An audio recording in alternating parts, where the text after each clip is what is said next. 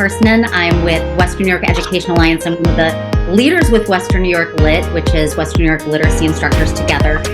And this is a group that's by teachers and for teachers. And I did want to take a brief moment and introduce the leaders. I think most of whom are on this Zoom right now with us. But we have Kristen Corser, who's a literacy coach in Akron. We have Janine Detine, literacy coach in Akron. Lori Giovanetti, reading specialist coach, also co-founder of Western New York Literacy Collaborative at Iroquois. Michelle Hill, also an Iroquois reading specialist coach and co-founder of Western New York Literacy Collaborative. Kathleen Lysek, who's a literacy interventionist at Tapestry Charter School. Sean Morrissey, 5th grade teacher from Frontier. Stacy Pelicano, Dyslexia Services of Western New York, who is a coach and advocate working in many districts. So I just really want to thank them because they are the heart and soul behind this group, and they choose our speakers, and they know what we want to talk about. They know what you want to talk about, what you want to learn about. So this is a group that really is just dedicated to professional learning about evidence-based reading instruction and curriculum. Thank you for joining us. We have, I think there was like 150 people registered from all over, not only Western New York, but New York State and the country. So it's a testament to our amazing speaker tonight. Let me see. I also want to introduce Amar, who's our amazing producer tonight, because I don't do technology, but if you have a problem or have difficulty with something, please feel free to find him in the chat.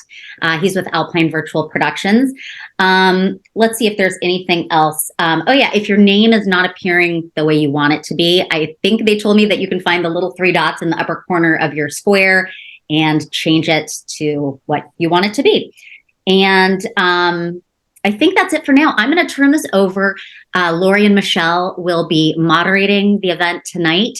Oh, you know what? I'm sorry. I knew I was forgetting something big. We're actually announcing our spring lineup of speakers for Western New York LIT. And I put it in the chat. So feel free to take a look at our spring 24 calendar.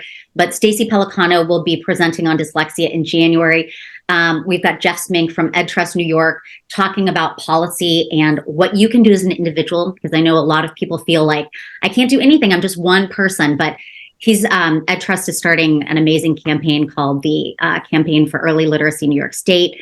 He's going to be presenting about what you can do as an individual. We also have Dr. Antonio Fierro presenting on helping your English language learners. I know that's starting to be a really big issue. April is TBD. That will be an exciting speaker to come. And then in May, we have Amy Pinto, who's coming in from Rochester and is going to be talking all about writing. And that's going to be fantastic. Sentence structure, the writing revolution. So we will have sign-up links for you soon. But the sign-up link that we do have available tonight is for January, for Stacy. Some of our events are in person. Some of them are virtual. Stacy's will be in person in Lockport. I know that eliminates our cross-state and out-of-state friends, but if you're close enough to get to the Buffalo area or Lockport, all educators are welcome. And I think most of the rest of them will be virtual, so I hope you can join us. And now I'm going to turn it over to Lori and Michelle. Hi, everyone. Thank you for coming. Especially thank you to Dr. Stollar for being here with us tonight and presenting with us. As Taria mentioned, I am a co-founder of the Western New York Literacy Collaborative, a member of LIT. I'm also a member of Stephanie's Reading Science Academy, which I highly recommend. Lori will speak a little bit more to that. And I am a reading specialist here in Erie County. I will be helping moderating the chat. So if you have any questions, please feel free to put them in there. Dr. Stollar will be taking a Q&A at the end. And if we don't get to everything, we will email her and she'll get back to us, which will share everything out. You can also email us at wny.lit@gmail.com. I'll make sure I put that in the chat as well. And Stephanie may invite us to unmute throughout the presentation to ask questions. So as that occurs, please feel free to join in on the conversation. And without further ado, I'll pass it off to Lori. Thank you, Michelle. And hi, I'm Lori Giovanetti, and like Michelle, co-founder of Western New York Literacy Collaborative, one of the leaders of Western New York LIT, and a local literacy specialist and coach. And it's my honor to introduce Dr. Stephanie Stollar. Well, and Stephanie, thank you for joining us tonight. This is a really big event for us. Stephanie, if you don't know her, she is the founder of Stephanie Stollar Consulting, LLC, and the creator of the Reading Science Academy, as Michelle mentioned. A fabulous, fabulous membership for people who want to learn more about the science of reading.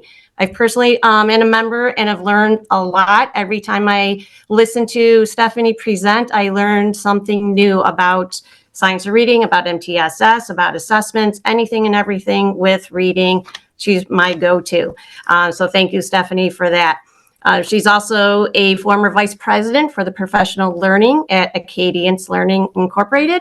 She's a part-time assistant professor in the online reading science program at Mount St. Joseph University and a founding member of the National Alliance for Supporting Reading Science in Higher Education.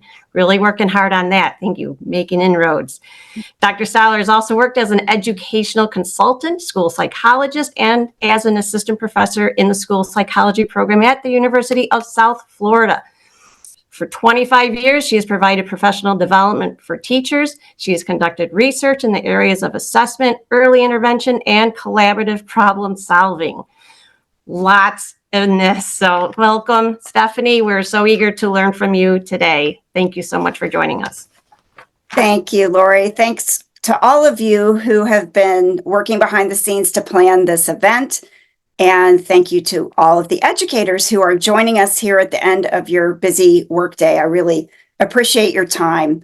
I'm going to dive in here to share my screen and get started with the presentation. And I'll mention that there is a copy of the slides in a PDF document in a Google folder that I think Amber's going to drop into the chat for everyone. And that folder also includes a couple of other documents, one of which is an activity PDF. If you want to pull that one up and have it available, I'm going to pause at a few points in the presentation for you to reflect on the assessments that are being used in your district. With sort of a checklist for you to go through. So those materials are available to you. And if it turns out that we end up talking about or sharing an image that isn't as part of that handout, I'm happy to get that to our hosts and get it distributed to all of you. So you heard a little bit about my background in my official bio. One of the things that you heard is that I'm the former vice president for professional learning at Acadience Learning Incorporated. And just full disclosure, I love that assessment. I still encourage folks to use it. It used to be called Dibbles Next. You might have been familiar with it under that name. And I am one of their Acadience Reading Mentors, which means I have access to their training materials. So I might be sharing some images mentioning that assessment because it's the one that I'm the most familiar with. But I no longer work for the company and I don't get any royalties or anything along those lines. I'm not promoting this assessment.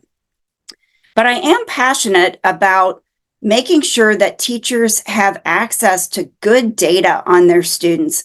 And I'm really biased towards assessment that helps you plan instruction. I really don't think we should be doing assessment that doesn't help you know what to teach next. And so that's the perspective that I'm going to be bringing to the talk today, talking about assessment specifically within the multi-tiered systems of support model. I'll elaborate a little bit on that model, but I'm going to be unpacking in detail the assessment component of the MTSS model. We'll talk about 4 purposes of assessment, and that's going to be where you'll have that opportunity to reflect on the tools that are being used in your school. And I'm going to encourage you to do sort of an audit of the assessments that you have in your district. So I'm going to give you some characteristics, some examples of tools that I think are particularly useful, and you can think about what you're currently using, where you have gaps, where you might have redundancies, and so on. So that'll be sort of the reflection piece. And I'm just going to reiterate what we've already said, that I invite your questions and comments. I'm not so good at presenting and also watching the chat, so I have Michelle and Lori helping me with that. So jump into the chat if you have comments and questions, and I have encouraged them to interrupt me if I forget to pause and take a breath. So, okay, so before we dive into the assessment specific information, I really feel like it's important to set the stage for the context. What should we be assessing? How should we be assessing it? And then what kind of instruction should we be doing once we have data on our students. So I want to just hit the highlights, a couple of key findings in what we are now calling the science of reading. This vast and ever-changing body of evidence about how reading develops, what can go wrong during that process, how best to teach reading, and how to intervene when students are struggling. One of what I think is the most important findings in the reading research is the idea that's captured in Goff and Tunmer's simple view of reading. And that is that reading comprehension is the product of word recognition and language comprehension.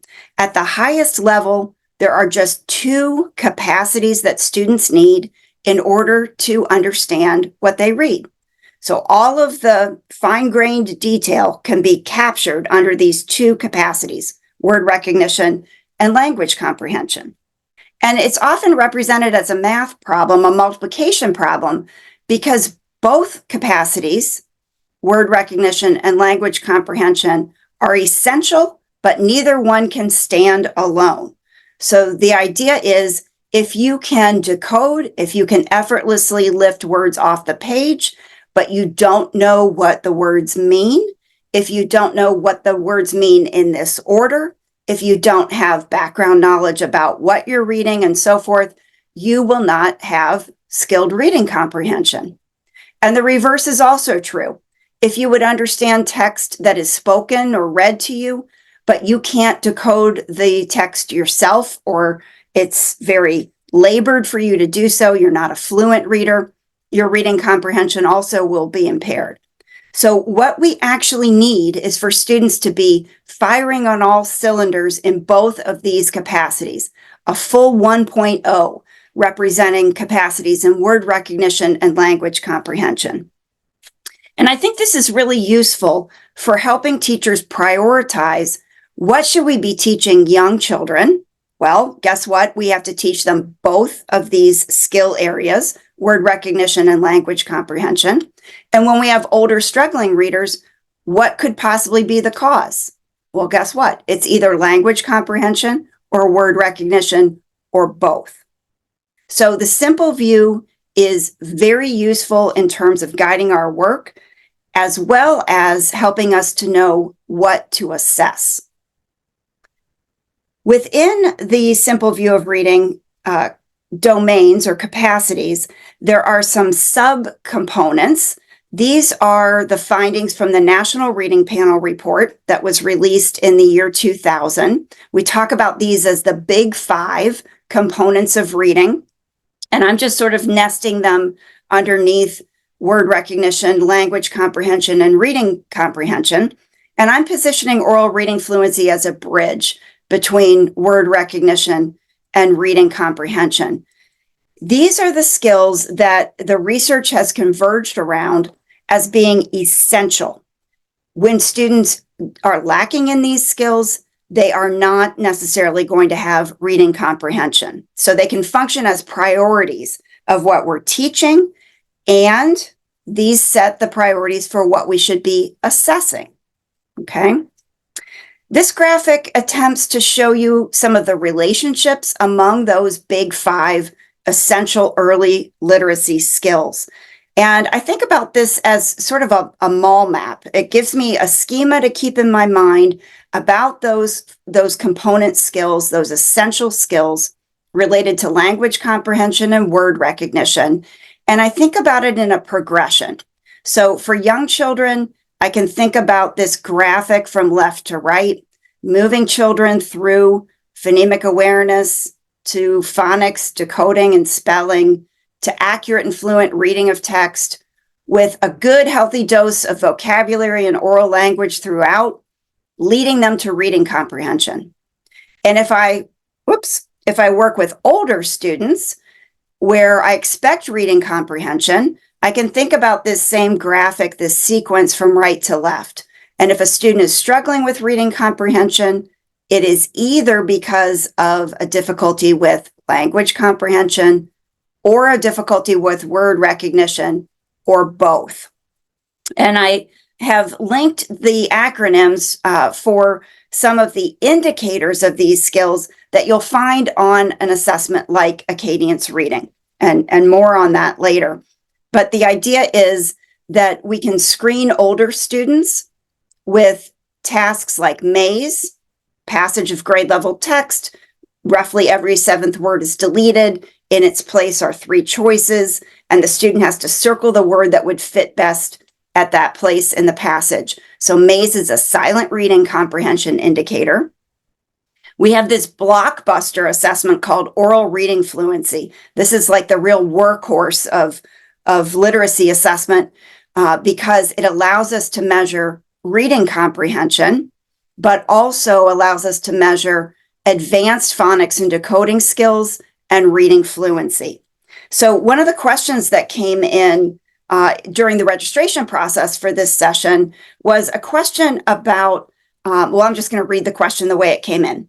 Which do you feel is a better measure of comprehension, the retell or a retell on oral reading fluency or a maze assessment?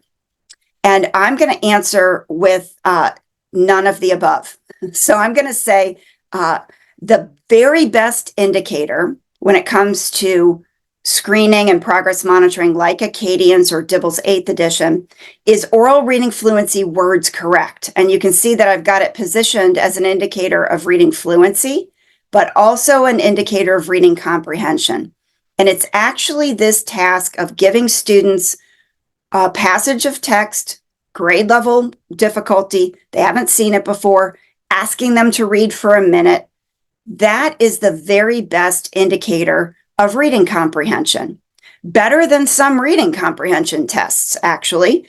And it's a very accurate sample and indicator of whether or not a student is understanding a text. So I think about it this way. If a student is an accurate and fluent reader, they are probably, but not guaranteed, to be understanding what they're reading.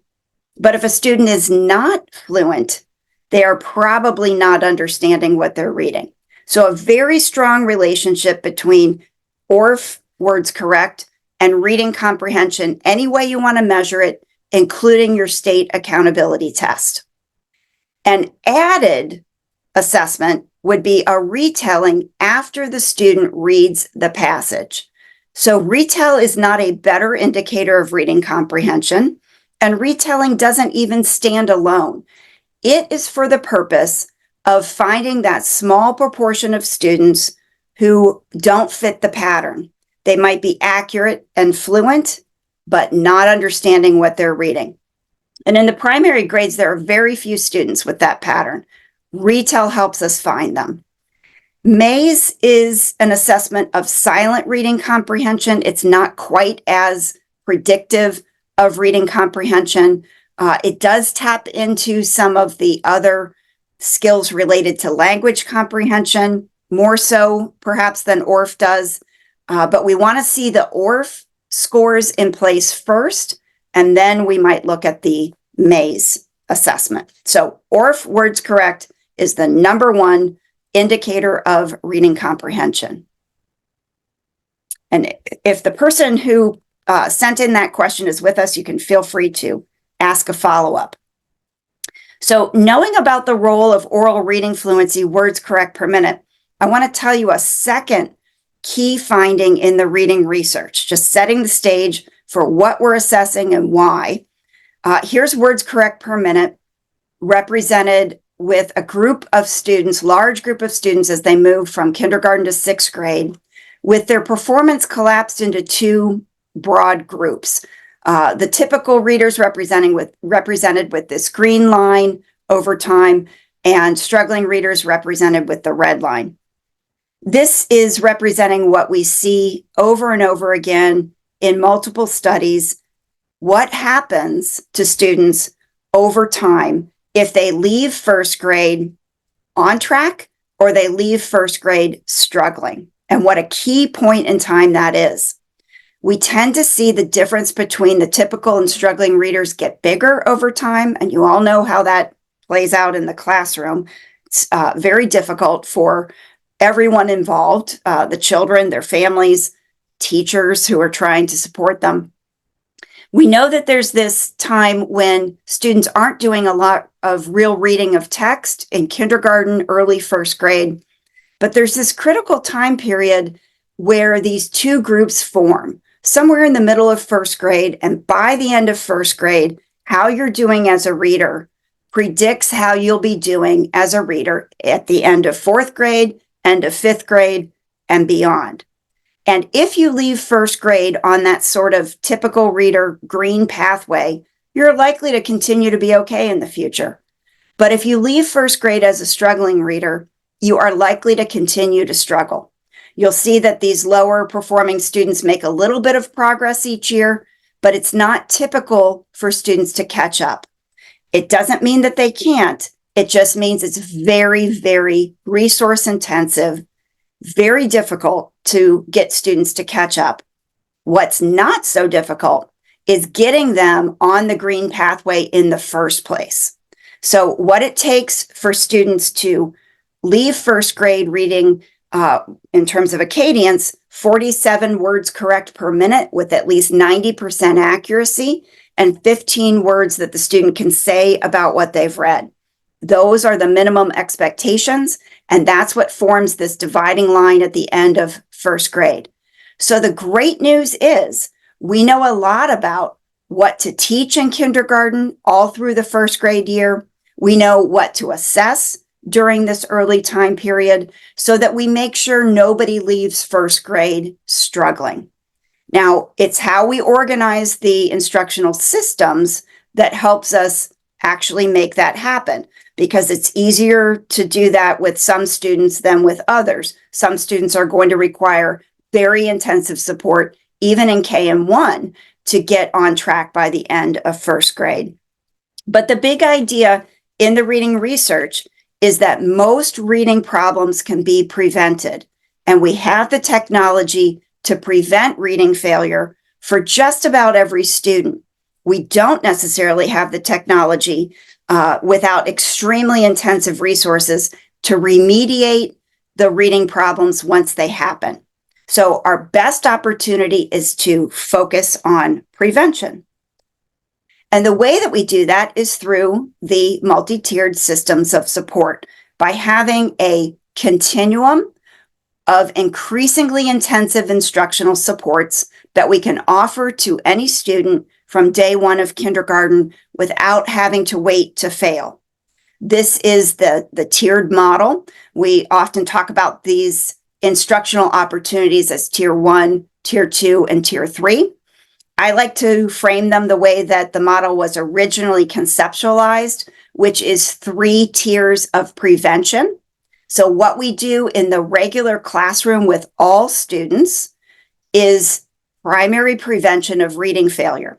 If we are teaching those essential skills, if we are assessing with indicators so we know who has them and who doesn't from day one of kindergarten, we can organize a classroom reading instruction opportunity for students in a way that fits their needs and causes the majority of students to reach our reading expectations. So that's what the number out to the left here means. We need to have first reading instruction in the regular classroom, tier 1, that causes the vast majority of students, about 80%, to reach our reading expectations. Then it's going to take an additional dose of instruction, what we call tier 2 or secondary prevention. This would be for students who are at risk, students who are not meeting our reading expectations unexpectedly, because most students did with our classroom reading instruction. These students need something more and better. They need an extra learning opportunity, an extra reading time of their day that's even more targeted at their reading skills so that they catch up. So the purpose of this second tier is to get another 15% of students to our reading expectations. And then we will likely have a small number of students who need our most intensive resources to get to our reading expectations. So 100% of students meet those goals, but what it takes to get them there will vary in intensity, and we want to be giving the least amount of resources necessary to get the maximum benefit for students. That's why it's shaped like a triangle. That's what the three-tiered model is all about. At the base of this pretend three-dimensional image are the factors within your system that you can manipulate and change to build a system of supports that gets everybody reading. And it includes the tiered model that I've been describing. It includes professional learning on these big ideas in the reading research. It includes a system of assessment, and that's mostly what we're going to talk about tonight.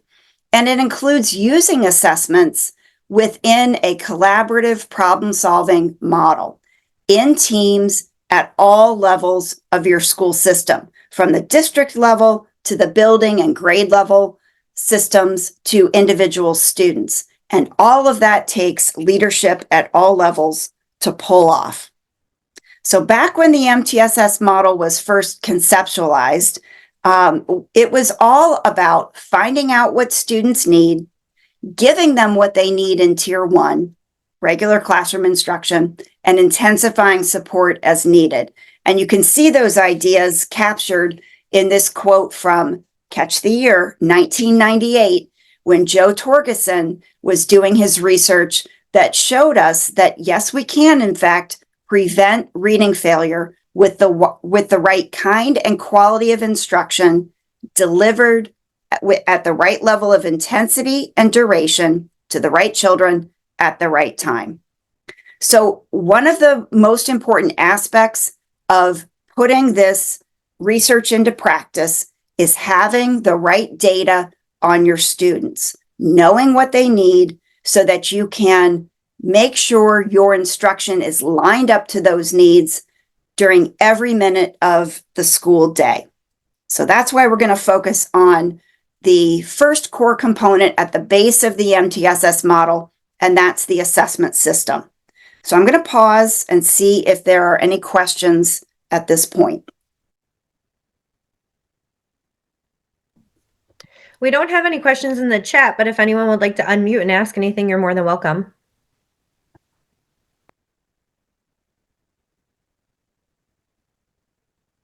Okay, let's dig into this school-wide assessment system.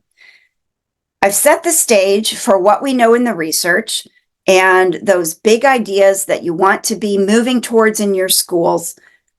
A key element of that is having the right kind of data so you can use it to answer questions about your students. What do you need to know about your students to build a three-tiered model of prevention and intervention? Well, you need to answer 4 main questions, which means you need assessments that are specifically designed for answering those questions. First of all, you need screening tools to answer the question, which students and systems need support. You need diagnostic assessments to tell you why the problem is happening, system level problem or student level problem. You need progress monitoring assessments to give you real-time feedback and answer the question, is my instruction working or should I make a change? And you need outcome evaluation assessments that allow you to look back and see if your instruction worked. So basically achievement tests at the end of the year. So we're going to talk a little bit about universal screening. When I started in education, we did not have this technology. And I think this is one of the most important innovations in the last 30 years. The opportunity to have a check engine light, like sort of on the forehead of every student, giving you that early warning system before there's a problem. This is something you should look into. Okay, so this is what screening does for you in your school. This is what allows us to act on what's in the research telling us we can prevent reading problems. We can only do prevention if we have the early warning system. So not waiting until it's a reading problem, but sort of like having a crystal ball to predict, might there be a reading problem in the future? That's the idea.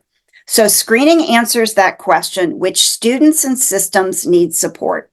And in order to answer that question, we have to have screening tools that have certain characteristics. They have to be designed for this assessment purpose. We give screening, it's called universal screening, to every student. That means it has to be brief. We cannot take an hour away from instruction, 30 minutes away from instruction to screen students. Typically, this is done 3 times a year so that we don't miss anybody. So we need something that is very brief, doesn't take a lot of time away from instruction to gather. We want screening tools that are standardized. We want the assessment experience to be the same for every student. The first student you test should have exactly the same directions and practice items and prompts as the last student you test. That allows you to compare student to student. It allows you to compare each student to a threshold or an expectation on how much of the skill should students have. We need screening tools that are reliable, meaning we get the same result if we give it over and over again, and screening tools that are valid, meaning that they are actually assessing the skill they say that they're assessing. If we're screening on phonemic awareness, we need some assurance that the tool actually measures phonemic awareness. That's what validity is about. What I think are the most important characteristics of universal screening are that it be predictive of important reading outcomes in the future. This is the whole point, right? This is the early warning system that in kindergarten, we can make predictions about passing the 3rd grade test in the spring. This gives us time on our side. It gives us lots of learning opportunities to change that prediction. We don't want screening that is just categorizing students into on track or at risk. That's not all that helpful because that doesn't give us the information we need to change the prediction. The whole purpose of doing screening is to ruin the odds of the prediction. We want to find out early on who might be not on track for something good in the future so that we can organize our instruction accordingly and get a different result. That's the point of screening. And I talked about those 5 essential early literacy skills because they are so important, because they are the priorities. We want to screen on them. We shouldn't have screening that's measuring something else. We want to screen on these things that every student needs. They are that important. We also can get an added efficiency if our screening measures can be aggregated, if the results give us information about individual students and give us information about all of the students. And I'm going to talk more about that in just a minute. But the other aspect of screening that I wanted to highlight, give you something to think about related to your tools or choices you might be making about screening tools, is the difference between norm referenced and criterion referenced tests. And I have a non-education example to try to illustrate this with. Norm referenced screening tools tell you how is a student doing compared to other students in their grade. So it's a way of sort of rank ordering students and positioning each individual relative to how the other students did. It's sort of like asking this question. We've got a child here who's 40 inches tall. Is this a tall student? Well, we could answer that question based on a norming group. We could say, how tall is he relative to other students in his grade, right? And we could identify perhaps that he's at the 75th percentile. He's taller than most students in his grade. But a different way of interpreting screening scores would be to say, does the student have enough of the skill to be predicted to be okay in the future? Not just how does the student compare to others, but how do they compare to a criterion that predicts success? So this is sort of like looking at that same 40-inch tall child and asking, is he tall enough? Is he tall enough for something like getting on a ride at an amusement park? You've seen these signs, right? Like outside the roller coaster, you must be this tall to ride this roller coaster. That's a criterion referenced determination of height. And this is how I think about screening tools. It's not enough to just know that a student is lower than others his age. We want to know, does the student have enough of the skill to be predicted to be okay in the future? So if we're indicating skills that are important, like phonemic awareness, phonics, text reading fluency, we want to know, does the student have enough of those skills to be on track for reading comprehension in the future? This allows us to act on the data early and make changes to instruction that will change the outcome. That's what screening is all about. So here are some next steps that I would encourage you to think about once you've collected your screening data. What I tend to see is a lot of actions that look like this. Screening to find students who are at risk, going straight from screening to tiers of intervention, going straight from screening to putting students into intervention. And what that is missing is what I think is the most important use of screening data, which is to evaluate the effectiveness of your Tier 1 instruction. Remember, I talked about Tier 1 as primary prevention of reading failure. We need to use first instruction in the classroom to shrink risk. So when we do screening, the percentage of students who are at risk tells us if we need to make changes to our Tier 1 instruction, or if it's just a small proportion of students in that grade level, if we should design interventions for those students. So here's what I recommend. Sitting down as a grade level team, maybe you have a PLC structure, maybe you have a staff meeting occasionally as a grade level team. Use that time to look at your screening results and identify how effective your classroom reading instruction is or what might need to be changed. Here's an example. This is an illustration from Acadience Learning that shows the proportion of students who are at the expectation on track. They're represented in green, on track for good reading in the future, or at risk. So you can see very clearly that at the beginning of this school year, half of the students were at risk. It wouldn't be feasible to provide intervention to half of the first graders. We can't possibly provide effective Tier 2 or Tier 3 or special education supports to half of the grade level. And yet that's what I find many people are trying to do.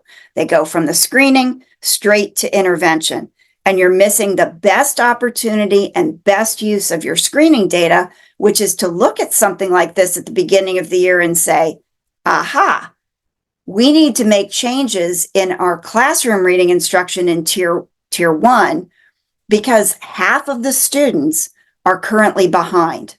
We need to line up what we're doing in Tier 1 to the needs of the students that have just been revealed to us on the screener.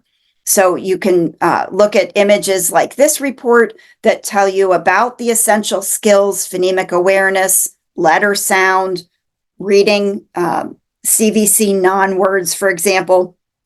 This information at the beginning of the year tells you exactly what needs to be altered in your classroom reading instruction so that very few students need something additional. It's really hard to provide effective intervention to half of the grade level or to half of your class if you're thinking about it even just in terms of classroom level screening data. One of the most effective ways to improve the effectiveness of your Tier 1 instruction is to line up the instruction you're providing to the needs of your students. So this is an illustration of how to use screening data to group for Tier 1 flexibly across classrooms where students are going into skill-based groups. The students who are the most struggling are in the smallest groups. There are 4 teachers supporting the 18 students who need to work on phonemic awareness and letter sounds. And the students who are the most skilled in the grade level are in the largest group. This is a very efficient approach to differentiating Tier 1 so that you are not spending instructional minutes over the heads of students who already know the skill or frustrating students who are struggling. Okay, with that introduction to screening assessments and how they're used, I'm going to give you a few minutes just to think about the characteristics of screening assessments, the purpose, the question that they answer, and think about the tool that you're currently using for screening. Are those characteristics in place or not? And while you're thinking through that, I'm going to ask if there are any questions in the chat. We don't have any questions in the chat. So again, I welcome anyone to unmute and ask Stephanie anything that you are thinking of or would like to discuss.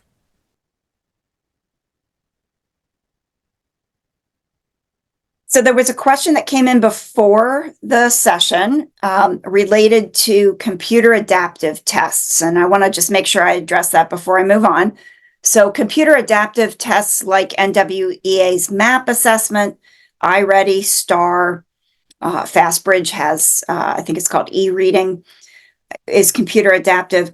Why do I think that they are not as useful for screening in the primary grades? So I think my reputation precedes me. I'm on the record as saying that I don't think that they're as useful because computer adaptive assessments are structured in a way that gives students more difficult items if they get an item right, and it backs them up in a skill sequence to give them easier items when they get an item wrong. So it's set up to have students have this sort of individualized path through the sequence of skills. It's not standardized. Every student doesn't take the same assessment. They don't have the same assessment experience. That's supposed to be the advantage of it. But what happens is after the student has their own sequence of test items that they receive, the scores are manipulated so that they can be equated across students. And that means that sometimes there are recommendations that are given by those computer adaptive assessment systems about skill instruction that's not related to anything that the student actually was tested on. So I think it's impossible to really make instructional recommendations with a computer adaptive assessment. And the other disadvantage of those tools is that they can't be used for ongoing progress monitoring because they are not, because they are adaptive. It's a different testing experience each time. Progress monitoring, as we're going to talk about in just a minute, needs to be the same level of difficulty every time you give it so that you can see growth. And computer adaptive assessments just aren't designed for that. So even though adaptive assessments can be, some of them are fairly accurate at screening as a sorting tool, they aren't useful for evaluating Tier 1 instruction. They really can't be used to link to and inform instruction, and they don't have a progress monitoring component. So those are the disadvantages to those tools, in addition to the fact that they're quite expensive. And there are alternatives that are free, like Acadience Reading and Dibble's 8th edition, that will allow you to overcome those barriers at a much less expensive price and less time away from instruction. Okay, so back to our 4 purposes of assessment. The second function that you need in an MTSS model is to answer the question, exactly what should we teach next? So here I'm giving the analogy of some expensive medical equipment, right? Like screening functions like taking the temperature of students. Diagnostic assessment is digging deep in a specialized, time-consuming way based on the screening data that has sort of pointed us in a direction of what the issue might be. So diagnostic assessment is not done with all students. It's only given to students for whom you are not sure what to teach next. It is not brief. It is an in-depth assessment of a single skill area. So, for example, the screening assessment might tell you that a student is not an accurate reader of text, but that doesn't tell you what kinds of errors they make because screening was just perhaps a minute. You need a diagnostic assessment to go deeper into the area of decoding and phonics to find out precisely what to teach next. Screening assessments should be standardized. That's not the case for diagnostic assessments. And the most important factor in choosing a diagnostic assessment is one that is closely linked to instruction. Diagnostic assessment is very, very flexible. It should be driven by the questions that you have about your students. This is where that problem-solving model comes in. The question that you have about your students determines the tool that you use. So if you have a question about a student's word recognition skills, you're going to be using a diagnostic assessment, perhaps of their spelling, of their decoding skills, maybe their letter knowledge. But if your screening indicates difficulty in the language comprehension domain, then you're going to be digging deeper and investigating skills like inferencing or vocabulary or background knowledge. I have a couple of images of examples of diagnostic assessments, just as illustrations. Here's one that I like from 95% group. It's called the PSI. And what I like about this diagnostic for decoding skills is that it routes you directly into their intervention materials, which is called the Phonics Lesson Library. And I think that's particularly useful when a diagnostic is linked to instruction so closely. Here is a free version of a decoding diagnostic from Really Great Reading. This one is the beginning decoding survey. There's an advanced decoding survey. You might be using a spelling inventory, which is like the flip side of a decoding diagnostic. This is the Acadience Reading Diagnostic for Comprehension, Fluency, and Oral Language. So if there is no word recognition problem, but a student has difficulty in language comprehension, you can unpack that and get directed towards instruction with this CFAL diagnostic. And then finally, I'm showing an example of a placement test. This one comes from Corrective Reading. A placement test works really well as a diagnostic assessment. The graphic that I'm showing you here is the way to think about the problem analysis step in the collaborative problem-solving model. So screening perhaps has told you that there is a difficulty with comprehending grade level text. So I'm going to dig down deeper into that by asking about a student's language comprehension. And if there is some difficulty with language comprehension, I might do a diagnostic in that area. But if there's not, I would look at how the student is doing on reading fluency. If they're having difficulty with reading fluency, I can unpack that even further by investigating their accuracy with reading text. And if they are not an accurate reader in text, I can look at their phonics and decoding skills. I can look at how they read irregular high-frequency words. And if they have a difficulty with phonics and decoding, I would investigate their phonemic awareness. So this graphic helps with this problem analysis, digging deeper with diagnostic assessments for older students, sort of top to bottom. And you could think about it with younger students from the bottom up. So diagnostic assessments and screening assessments are completely different tools. These are non-overlapping circles on a Venn diagram. All the characteristics that I explained about screening assessments do not apply to diagnostics. So you can think about what you might be using as diagnostic assessment in your setting. Think about if you have diagnostic tools in all 5 essential skill areas, and are they really able to function for the purpose of telling you what to teach next? So don't be fooled by this term diagnostic. It's not about diagnosing anything. It's about finding what you need to teach next. So the instructional relevance is really, really important.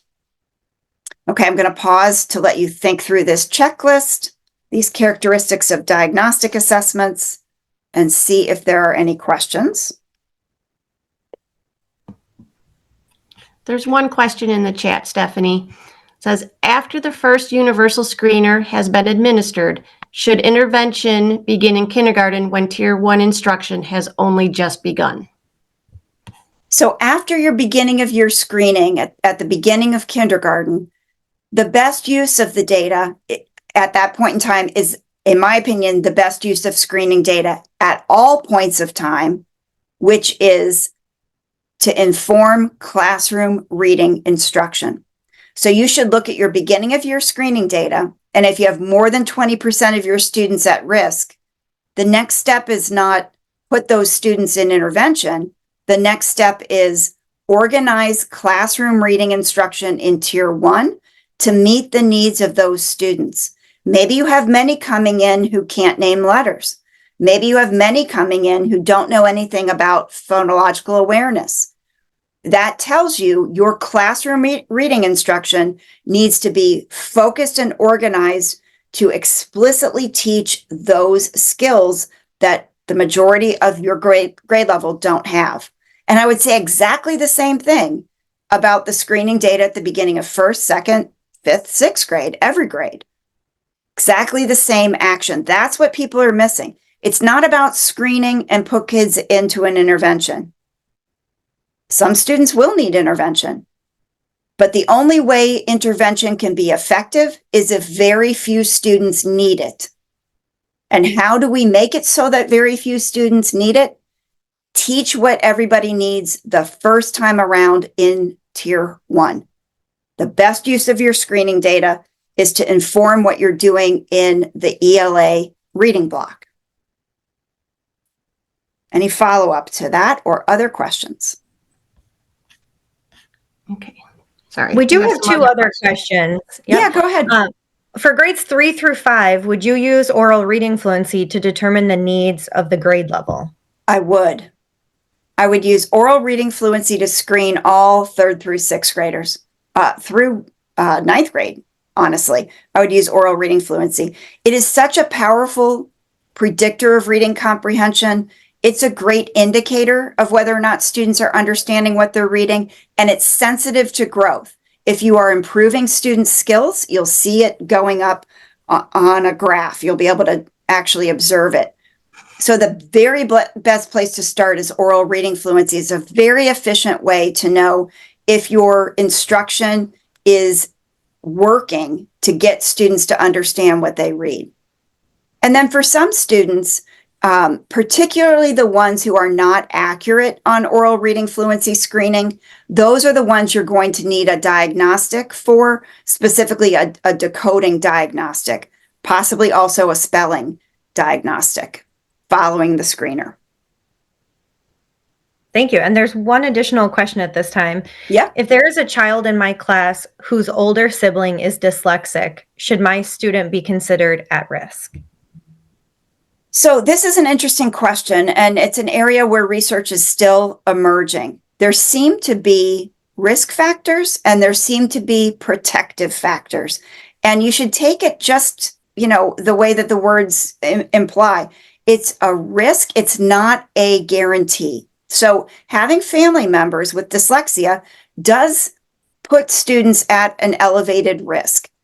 But it's not a guarantee. Not all individuals who have family members with dyslexia will also have dyslexia. So it should, go on your radar. It's definitely a question to ask. It's information that you want to use, But what does it mean? It means you might be more closely monitoring that student.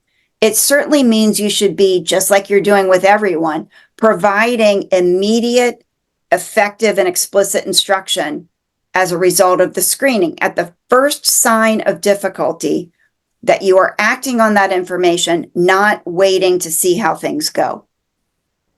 Because, let me wrap up that risk and protective factor idea. The very most important protective factor, this is really interesting research. The very most important protective factor is classroom instruction. That's really empowering because, some students have very challenging environments. They bring lots of challenges with them to school, but your instruction in the classroom can counteract any of those risk factors. It's the most important variable in the equation. And even if a student does have dyslexia, the sooner you provide intensive support, the more you can minimize the impact of that reading disability. We have one more question that came in. It says, is a word correct per minute number enough for ORF, or do you need to ask questions for all students? So the words correct per minute is the most important score on ORF. It is the most important. It carries most of the explanation of, is a student understanding what they're reading or not. The second most important is the accuracy percent. So fast and wrong is not helpful to anybody. So we want accurate reading and we want automatic and fluent reading. That's what the words correct score tells us. The sort of third in the sequence is the retelling of what the student read. That is not what carries the importance around comprehension. The retell actually isn't all that helpful to interpret unless the student is an accurate reader and a fluent reader. So the purpose of the retell is to just catch that small segment of the population who are accurate and fluent and can't talk about what they've read. If we didn't follow with a retell, we might miss those students. And when I say small number, it's like in first, second, and third grade, maybe 1 out of 10. And in fourth, fifth, and sixth grade, maybe 2 out of 10. Most students, if they are accurate and fluent, they are understanding what they're reading, which is why words correct is such a fabulous screener of comprehension.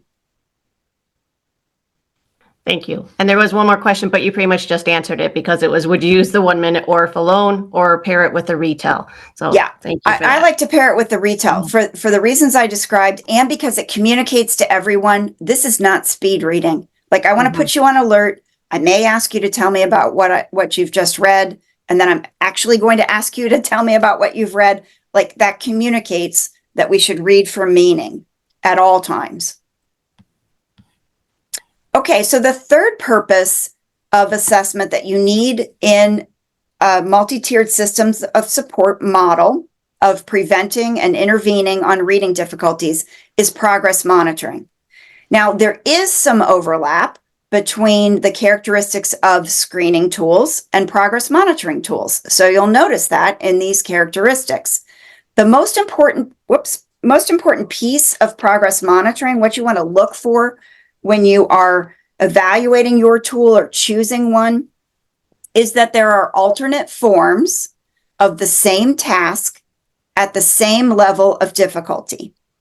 So let's take passage reading, oral reading fluency. You want to have a high numbers, maybe 20 different stories, all written to be at the third grade readability level that are equivalent in difficulty to what you use for screening, that you can use between the beginning and middle of your screening times to check in periodically, just like GPS does, giving you feedback. Are you on track towards your destination with this student? What makes progress monitoring one of the most effective teacher behaviors is if you look at the graph and if you make a change based on what you see. So this is an example of progress monitoring. So the open dots, the open circles, are the repeated measurement of one student over time. And this is the goal that the teacher was working towards with this student, above the minimum expectation. That's the green horizontal line here. And you can see that in the beginning of the school year, they were doing something different with this student. That's the reason to do progress monitoring, to see if the change that you made is working. And you could see it was not really working all that much. There was not much growth happening in the fall. So the vertical line represents the point in time when instruction was changed for this student. So somewhere in late November. And then they continued with monitoring at the same level of difficulty. The only thing that changed was the instruction. But unfortunately, the student didn't make much progress, even with whatever this instruction was. So there was a second change to instruction. And aha, whatever this was in this time period, that's what it took to get this student to make progress, to get them on track towards the goal. This is what we want to see in progress monitoring. It's not about documenting failure. It's not about proving the need for more intensive support. It's not about waiting until the student is behind enough. It's about a relentless pursuit of outcomes. So the important piece here is changing instruction if you don't see sufficient growth. What should you change? Here's a list of things that you can change. Getting a smaller group, increasing the amount of time that the student is getting instruction. That includes a more explicit model, making sure everybody in the group needs the same skill work, providing more opportunities to respond and practice, giving immediate affirmative and corrective feedback, and being more individualized with the incentives. Monitoring more frequently so you don't keep a student in instruction that's not working for them. And the last thing that's within your control to change is getting a more skilled instructor. So this is where coaching becomes really important. If you have a student who's not growing sufficiently, having somebody observe you, coach you in ways that you could fine-tune that instruction, maybe make changes to who's in the group so that you can get the instruction to be more effective. Progress monitoring is really, really important in an MTSS model, but only if you are looking at the graph, which is only possible if you are doing it with a small number of students. And you should be doing progress monitoring with those who are getting intervention. Take Cooper out. So you've got to shrink the number of students who are at risk to that small number. So all of it goes back to tier 1. The only way that this is doable to get every student reading at grade level is if you start with your tier 1 instruction. Okay, I'm going to give folks a minute or two to reflect on progress monitoring and also a chance to bring forward any questions about it. We do have a progress monitoring question. Okay. Would you recommend for the classroom teacher to progress monitor on grade level passages and a reading specialist to progress monitor on the instructional level, or a different combination? Do both progress monitor? So I wouldn't recommend progress monitoring in okay, let me back up. I'm assuming a scenario where a student is a struggling reader and you're providing intervention, and the student is working on skills that you would consider to be below grade level. So in that scenario, I wouldn't recommend progress monitoring at grade level. I would recommend progress monitoring at the instructional level, which is, I'm assuming, below grade level. There's no reason to do grade level monitoring more often than the 3 times a year that you're doing for the screening. And in fact, there's a risk that you're going to make the wrong decision if you are measuring in material that's too hard for the student. If you've got a mismatch between the student's skills, down here, and the monitoring material, if they are not lined up, you're monitoring in stuff that's too hard for the student, you're not going to see growth because their skill is here. It's too distant from what you're giving them for monitoring. And if you don't see growth, you're going to think you need to make a change, right? You might think that you need to intensify, when in fact that would actually be an error. You need to monitor in the instructional level.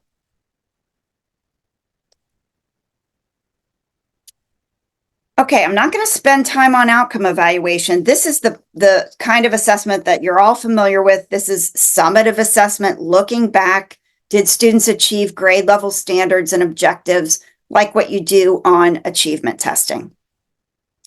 But I will encourage you, if you haven't been doing this, or even if you have during the session, to list the assessments that are used in your school, to list them by grade, by skill, and by assessment purpose, to identify any redundancies or gaps that you have in your assessment system, and to make a plan for filling the gaps and reducing redundancies. We have a tendency in schools to just add on and add on and add on, and never de-implement those things that are perhaps customary.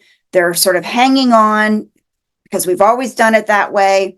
It was, 3 superintendents ago that this assessment was brought in, and nobody's ever taken it off the plate. So an assessment audit gives you an opportunity to do just that, so that you really minimize the amount of time that you spend in assessment and maximize the time that you spend in instruction. So I'm going to take you back to the sort of sequence, the big idea steps. Screen all students on indicators of those essential skills, the 5 essential skill areas. Act on your screening data by improving classroom reading instruction. Follow up with screening by conducting diagnostic assessment as needed, only when you're not sure what to teach next. Group students according to their skill levels for classroom reading instruction. That's your best opportunity, doing that differentiation in the English language arts block. Providing additional support for any students who still need it, monitoring their progress, and intensifying as needed. So given the time that we have, I'm just going to briefly illustrate how the data would be used in the collaborative problem-solving model. It's a 4-step process of asking questions and using your 4 purposes of assessment to respond to those questions. So screening data helps you identify the problem. Diagnostic assessments help you know why the problem is happening. That information allows you to generate a hypothesis that leads you right into the instructional plan. And then you're using progress monitoring to evaluate whether or not your plan is working. I have a couple of graphics here that illustrate that sort of diagnostic thinking, digging back through an instructional sequence. This is one in sort of a stair-step fashion. Here's that one again that I showed you earlier that's sort of like a flow chart fashion.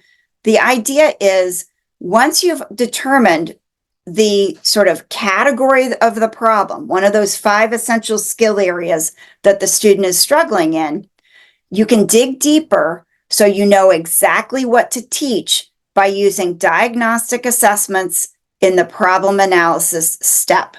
So I've just included in the handout 2 illustrations of how this could play out with an individual student, one who is in 3rd grade and a second one who is in 1st grade.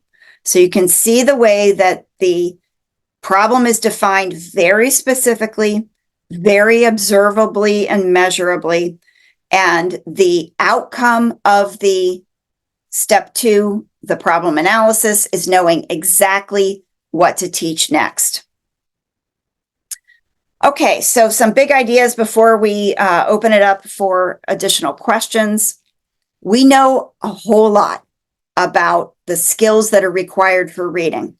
We have a vast body of evidence that we call the science of reading. It's always evolving and we're always adding to it. We're learning new things every day, but we know so much now that we could be acting on. So we really need to take advantage of what's in that research. We know that most reading problems can be prevented if we are matching what students need to the instruction that we're providing all throughout our instructional system, with the most important instructional opportunity being Tier 1, where students spend most of their instructional minutes. That is the time of day that should be very finely lined up to what students need. Screening data can tell you exactly what they need. Having tools for the 4 purposes of assessment in MTSS can help you create those instructional environments that will allow you to meet the needs of all of your students. Here is my contact information, the places that you can find me and ask any questions that we don't get to this evening. And that brings us to the opportunity. Anyone who wants to unmute and ask a question, or if there are questions in the chat that we haven't gotten to, let's take a few minutes and do that. Stephanie, we had one that came in. It says in, whoops, I just lost it. How about if I stop sharing and that might encourage people to unmute and ask questions. Sorry, Lori, go ahead. No, that's fine. It says in many Western New York schools, sorry, it keeps moving on me. I'll take it. And many Western New York school districts are still using Fountas and Pinnell and Teacher College running records. Can you discuss these types of assessments? So those types of assessments are directed at getting students into guided reading groups. They are based in leveled text. They are based in systems of leveling text so that students can be matched to levels of text for a guided reading approach to instruction.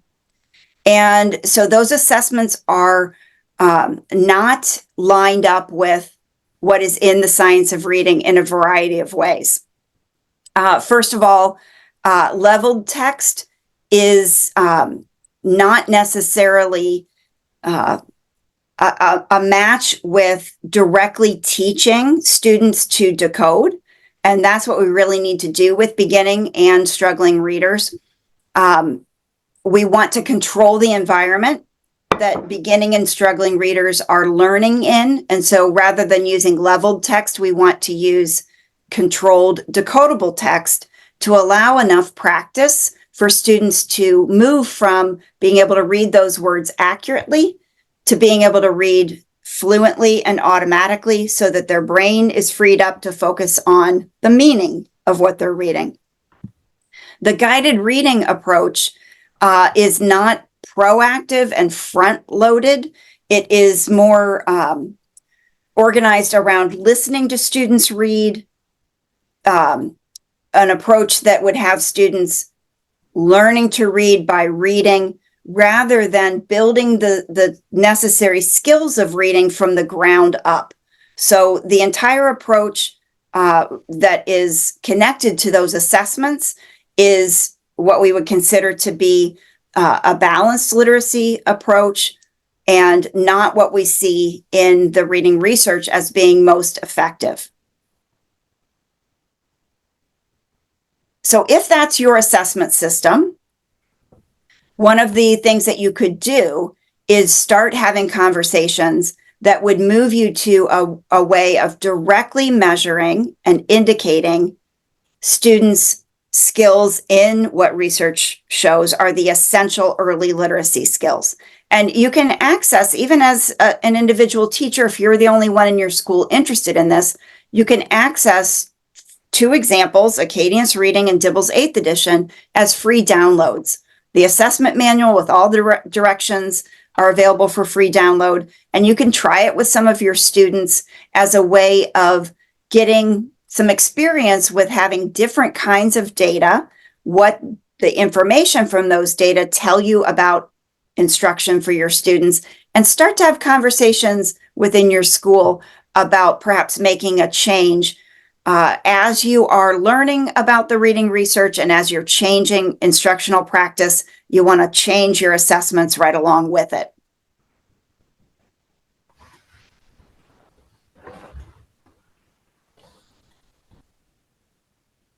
Thank you, Stephanie.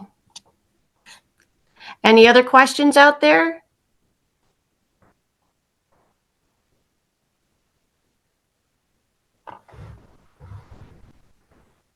Okay, we will continue to stay on if you have any questions. We know Stephanie has to leave soon. And just before she goes, we just want to thank her again for being with us tonight and for the generous donation of 5-month memberships for the Reading Science Academy. So we're going to announce those people in a minute, and Stephanie will be getting in contact with you for that as well. Yeah, I'm looking forward to adding those 5 folks to the membership and having you become part of the community that Michelle and Lori and I have been enjoying for the last couple of years. And I want to just thank, again, all of you who have made this opportunity possible tonight and everyone who has given their time to be here as a participant. Thank you for your questions. Thank you for the work that you do every day on behalf of the students that you're supporting. I appreciate that work very, very much. Feel free to reach out if you have questions after I hop off. Happy to interact with you even after today. Great. Thank you, Stephanie. Thanks. Bye, everybody.